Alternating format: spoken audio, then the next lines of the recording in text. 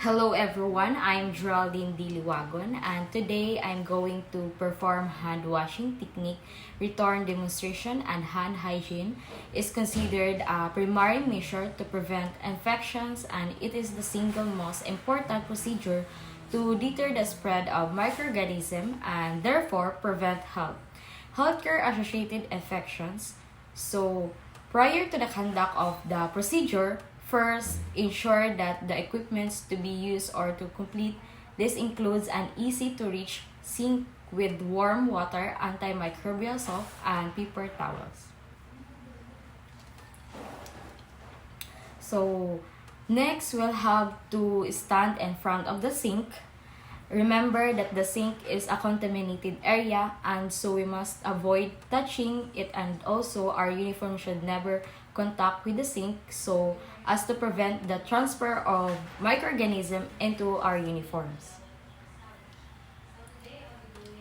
Okay, so next we'll have to remove all jewelry such as our wristwatch and rings, because microorganisms can lodge into the settings out of our jewelries. So, okay, next I'm going to turn on the water and adjust to pressure, and truly with hands and wrists under the running the water, and the finger should be pointed downward, and the hand or forearm should always be below the elbow so that the water flow from the less to the most contaminated area of our hands.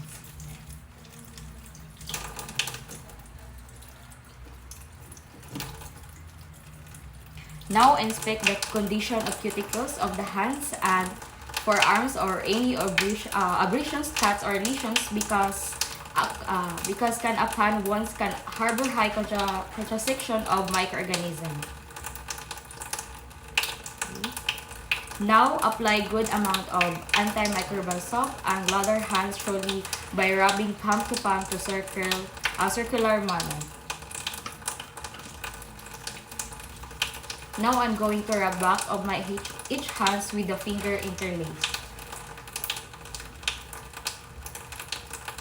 Now rub with the finger interlaced. So now I'm going to rub the back of the finger of each hands with the fingers turned lock. So interlacing and interlocking the fingers ensure that all surfaces are tapped.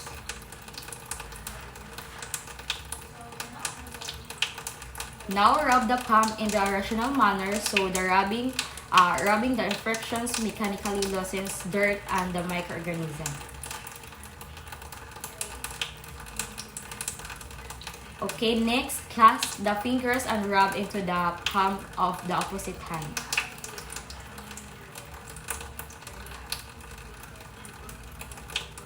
Now rub the wrist. Okay, so we're done to rest of our hands under the running the water to wash away the dirt and the microorganism into the sea. And also avoid the splashing the water into your uniform, because the microorganism travel faster and thrive best in moist area. So now we are done. We are going to dry our hand using the paper towel. Starting from the fingertips and wrist. So discard the towel and then use another paper towel to turn off the faucet.